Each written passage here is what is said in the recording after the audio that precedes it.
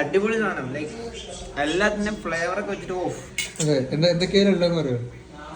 ഇത് ചോറാണ്, വെറും ചോറല്ല. നമ്മൾ ഇതിന്റെ അകത്ത് ഉള്ളിയൊക്കെ ഇട്ട് മിനി മസാല ചോറാണ്.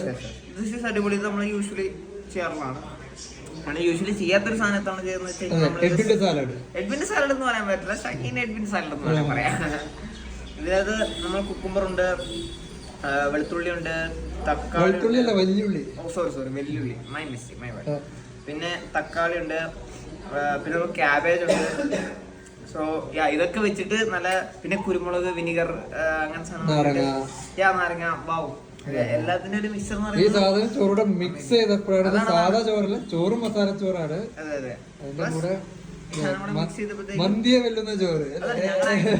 മന്തി കഴിക്കണം പ്ലാൻ ഇട്ടോണ്ടിരിക്കണം. അപ്പൊ അധികം കഴിക്കണ്ട, കുറച്ച് കഴിച്ചാൽ മതി എന്നുള്ള പ്ലാനിലായിരുന്നു. പക്ഷെ എടുത്തു കഴിഞ്ഞിട്ട് ഇനിയും പിന്നെ എടുക്കാനുള്ള ഒരു, അതെ അതെ, അമേസിങ്.